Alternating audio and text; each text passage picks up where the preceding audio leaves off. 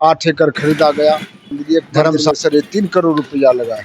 नमस्कार, अभी हम मौजूद हैं मधेपुरा जिला अंतर्गत चोइसा प्रखंड के बाबा विशुरा स्थान में। और कि इतना छोटा सा पहले मंदिर था और इतना भव्य तरीके से आप लोग कैसे इतना विकास किए? चरवाहा कल्याण सब जब आया 88 में, तब से विकास शुरू हुआ।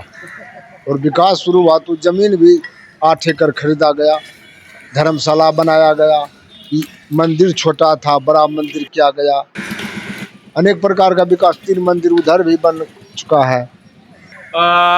ये जो 8 एकड़ जमीन खरीदा गया, ये बाबा विशुराव के पैसे से? बाबा विश्वनाथ के चंदा बेरी करके 8 एकड़ जमीन खरीदा गया। और मंदिर ही मांग चांग करके पैसा ऐसे ऐसे लोग चंदा बेरी दे करके मंदिर, एक मंदिर में 3.5 करोड़ रुपया लगा है। ये पूरा मंदिर बनाने में सर? एक मंदिर में, एक मंदिर। हाँ, बाबा विश्वनाथ का मंदिर बनाने में 3.5 करोड़। और उधर 3 मंदिर है, भोला बाबा, बजरंग बली, कुरना धाकर।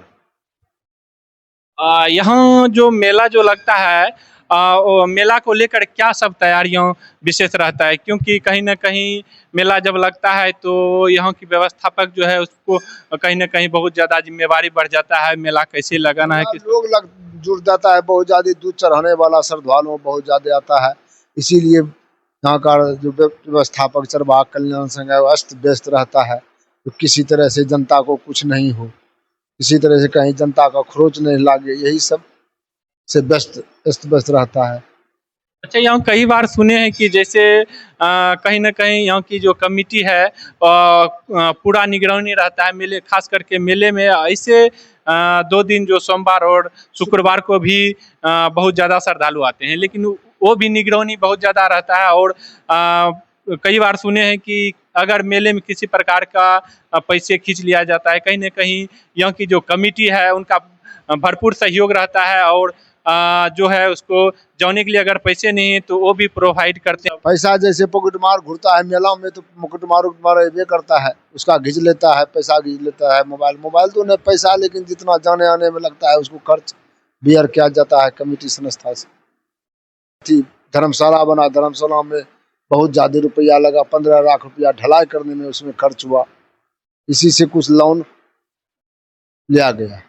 सबसे बड़ी चीज ये है कि यहाँ की व्यवस्थापक इतने तत्पर रहते हैं कि घाटे में तो नहीं जाते हैं अगर कभी भी मैनेजमेंट में, क्योंकि बहुत ज्यादा विकास हो रहा है, विकास हो रहा है तो।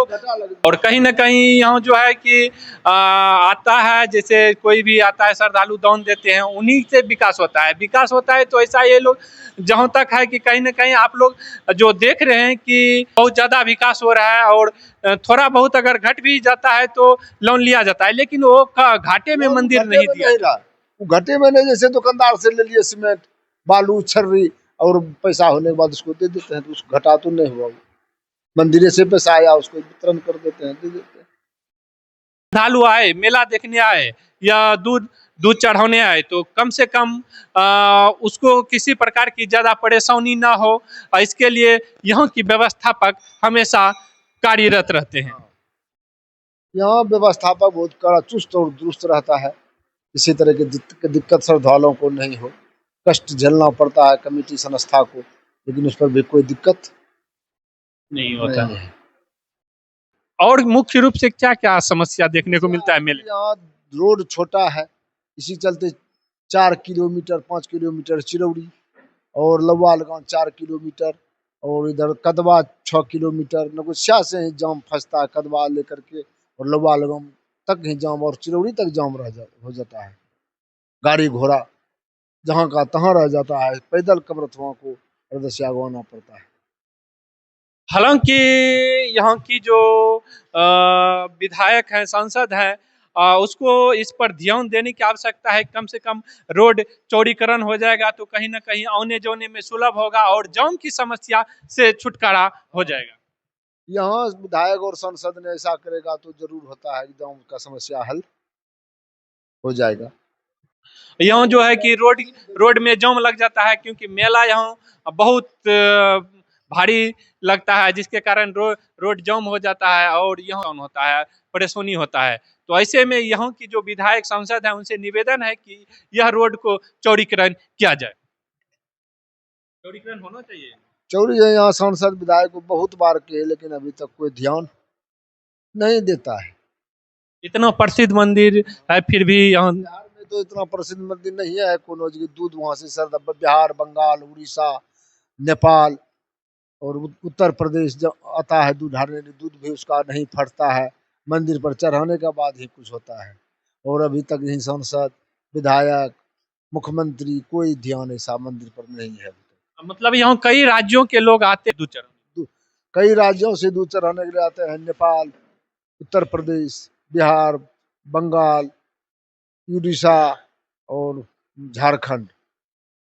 झारखंड और नेपाल से भी आ जाते हैं। नेपाल से बहुत लोग नेपाल से भी आते हैं, लेकिन सुविधा समस्या भी यही है, एग्जाम लग जाता है, कोई सुविधा नहीं सरकार से मिल पाता है।